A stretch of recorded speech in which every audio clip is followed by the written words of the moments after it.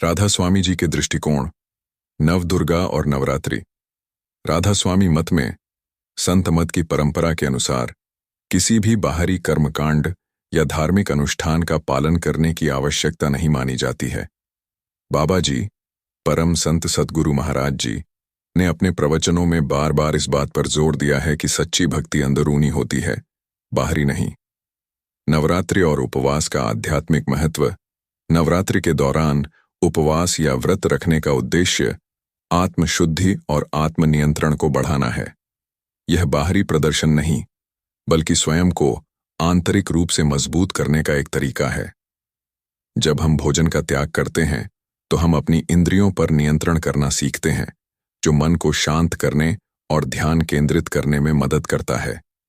यह एक प्रतीकात्मक कार्य है जो हमें यह याद दिलाता है कि हमारा असली पोषण केवल शारीरिक भोजन से नहीं, बल्कि आत्मिक ज्ञान और नाम जाप से मिलता है। बाबा जी के दृष्टिकोण से नवरात्रि। बाबा जी ने कभी भी किसी को नवरात्रि का व्रत रखने या न रखने के लिए नहीं कहा। उन्होंने हमेशा यह समझाया कि भक्ति का असली मार्ग मन की शुद्धि, सद्गुरु के वचनों का पालन और नाम जाप है। उनकी शिक्षाओं में लड़कियों या महिलाओं के लिए कोई विशेष नियम नहीं है, चाहे वे व्रत रखें या न रखें। महत्वपूर्ण यह है कि वे नाम जाप करें, सत्संग में जाएं और सेवा करें। बाबा जी ने हमेशा समानता और सद्भाव पर जोर दिया, जिसमें कोई भी लिंग भेद या सामाजिक भेदभाव नहीं है। साधना ही सच्ची भक्ति। राधा स्वामी मत में सच्ची भक्ति साधना पर आधारित है, जिसमें नाम जाप, ध्यान और सत्संग शामिल है। यह बाहरी दिखावे या परंपराओं का पालन करने से कहीं अधिक महत्वपूर्ण है। इसीलिए यदि कोई लड़की नवरात्रि का व्रत रखती है तो यह उसका व्यक्तिगत निर्णय है। यदि वह ऐसा करती है तो उसे यह समझना चाहिए कि यह केवल उसकी आत्मशुद्धि के लिए है, न कि किसी दिखावे के लिए। सारांश में, आंतरिक भक्ति, सच्ची भक्ति दिल से होती है, न कि बाहरी कर्मकांडों से। समानता। राधा स्वामी मत में सभी के लिए समान नियम है, चाहे वे पुरुष हों या महिलाएं। साधना। नाम जाप, ध्यान और सत्संग ही सच्चा मार्ग है। यह ध्यान रखना महत्वपूर्ण है कि राधा स्वामी मत एक अलग आध्यात्मिक परंपरा है जो कर्मकांडों और बाहरी अनुष्ठानों को महत्व नहीं देती है। इसलिए नवदुर्गा के दौरान व्रत रखने या न रखने का निर्णय, या फिर चुप नवरात्रि का व्रत नहीं भी रखती है। उन सभी के लिए आज की वीडियो बहुत ही खास है, क्योंकि आज की वीडियो में हम आपको बताएंगे कि नवरात्रि के टाइम पर कुछ ऐसे काम होते हैं जो कि भूलकर भी नहीं करना चाहिए, क्योंकि इससे व्रत भी टूट जाता है और माता रानी भी क्रोधित हो जाती है। इसलिए आप सभी को इस बात का बहुत ही ज्यादा ज्ञान होना चाहिए कि नवरात्रि के दौरान कुछ ऐसे काम होते हैं जो किसी को भी नहीं करना चाहिए, क्योंकि इससे हमें लाभ तो नहीं होता, पर हानि जरूर हो जाती है। आप सभी को हम बता दें, चैनल एकमात्र ऐसा चैनल है जो इतनी ज्ञानवर्धक जानकारी फ्री माध्यम से भारत के हर नागरिक को इतनी ज्ञानवर्धक जानकारी हम चैनल के माध्यम से देते हैं, क्योंकि हमारा संकल्प है जन सेवा एवं जन कल्याण करना। इसलिए अगर आप राधा स्वामी जी के सच्चे भक्त हैं तो राधा स्वामी जी कमेंट बॉक्स में जरूर लिखें और इस वीडियो को लाइक जरूर करें और चैनल को सब्सक्राइब करें और इस वीडियो को ज्यादा से ज्यादा शेयर करें, जिससे कि कुछ ऐसी गलतियां होती हैं जो नवरात्रि के टाइम पर भूलकर भी नहीं करना चाहिए। माता बहनों, आज की वीडियो में हम आपको यह इन्हीं बातों के बारे में विस्तार से सभी बातों को बताएंगे इस छोटी सी वीडियो को माध्यम से। इसलिए आप सभी से, अगर आप बाबा जी के सच्चे भक्त हैं तो इस वीडियो को पूरा देख लेना, और आपको यह तो झां ही होगा कि आधा अधूरा ज्ञान खतरनाक होता है। इसीलिए बाबा जी की वीडियो को बीच में छोड़कर ना जाएं। चली जान लेते हैं, सभी बातों को बारी बारी से जानिए। वह कौन कौन सी है नवरात्रि में नहीं करें, ये 9 गलतियां, नहीं तो मां दुर्गा हो जाएगी नाराज। जानिए वह कौन कौन सी है। रविवार से इसकी शुरुआत हो गई है। मां के कैलाश पर्वत से धरती पर आगमन से सभी भक्त उनका जोरदार स्वागत कर रहे हैं। नवरात्रि में मां अंबे के 9 स्वरूप की पूजा होती है। कलश स्थापना के बाद मां शैलपुत्री की पूजा की जाती है, जो मां दुर्गा के 9 स्वरूपों में पहले स्थान पर हैं। मान्यता है कि नवरात्रि में पूरे मन से जो माता दुर्गा की पूजा अर्चना और तपस्या भक्त करते हैं, तो मां अपने भक्त की मुराद जरूर पूरी करती है। उसे हर दुख और आर दुविधा से दूर करती है। इसके साथ ही उसकी जिंदगी में हर तरफ से सुख और आर समृद्धि आती है। माँ शैलपुत्री की पूजा। नवरात्रि के पहले माँ शैलपुत्री की पूजा की जाती है। दरअसल शैलपुत्री ने कठिन तप करके भगवान शिव को पति के रूप में प्राप्त किया था।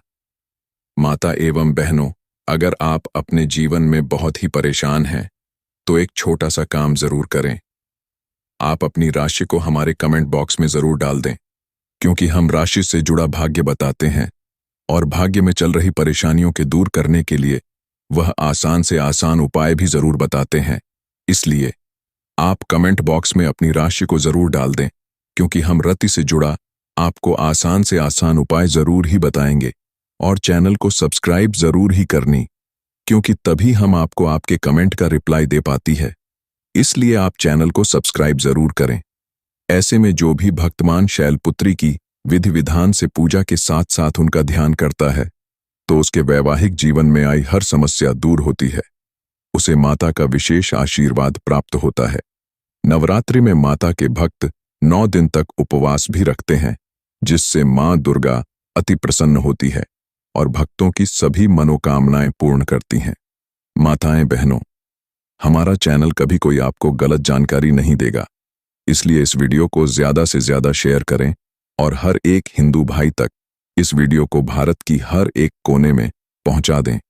माताएं बहनों, आप सभी को हम बता दें कि हमारी माता रानी कैलाश से धरती पर आती है।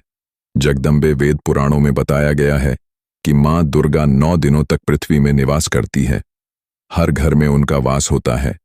देवी की इतनी महिमा और आर कृपा होती कि थोड़े से श्रद्धा और भक्ति से ही खुश हो जाती है। हालांकि इस दौरान माँ के भक्तों को दुर्गा पूजा के दौरान बेहद नियम धर्म से पूजा अर्चना करनी चाहिए। छोटी सी गलती माँ दुर्गा को नाराज कर सकती है। व्रत से पहले संकल्प जरूर लें।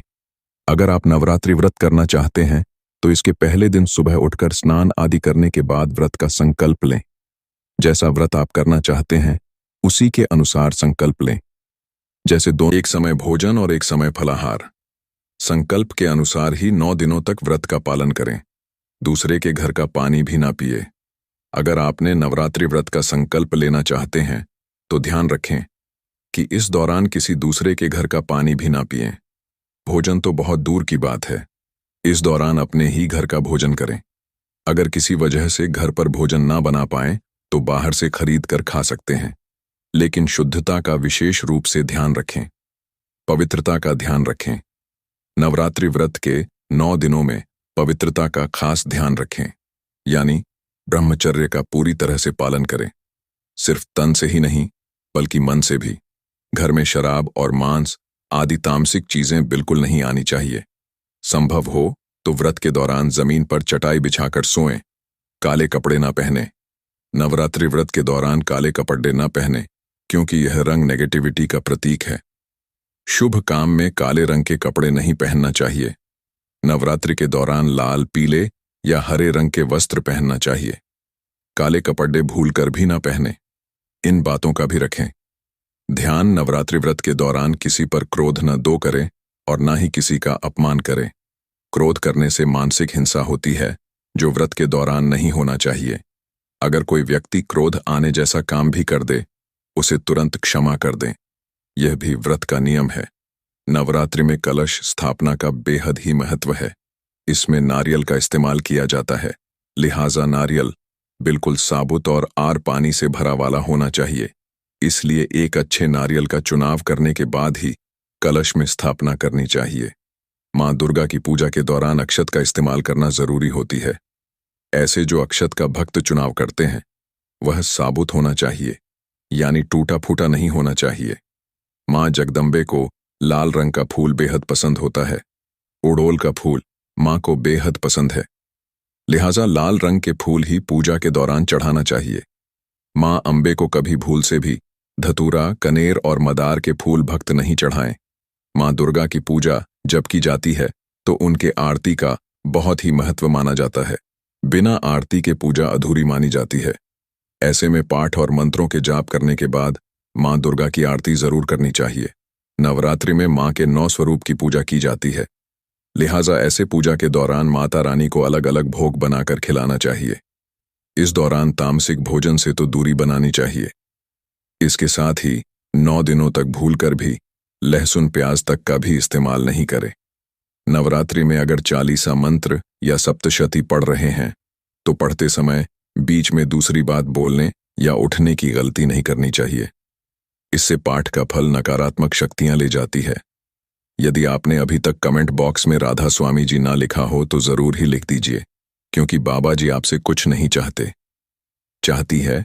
या फिर आप इस वीडियो को लाइक करें या फिर चैनल को तो जरूर ही सब्सक्राइब करें, क्योंकि ऐसी ही ज्ञानवर्धक जानकारी चैनल आप सभी के लिए लाता रहता है। इसीलिए चैनल को जरूर सब्सक्राइब करें। नवरात्रि में उपवास किया जाता है। इस दौरान देखा जाता है कि कोई भक्त भूख मिटाने के लिए तंबाकू चबाते हैं। ऐसा करना सही नहीं होता। नशे से व्रत का मतलब नहीं रह जाता है। जो भक्त नवरात्रि में उपवास करते हैं तो उन्हें इस दौरान नींबू नहीं काटना चाहिए। इसके साथ ही फलाहार भी एक ही जगह बैठकर करना चाहिए। विष्णु पुराण के अनुसार नवरात्रि के दौरान उपासक को दिन में नहीं सोना चाहिए। नवरात्रि में गलतियों से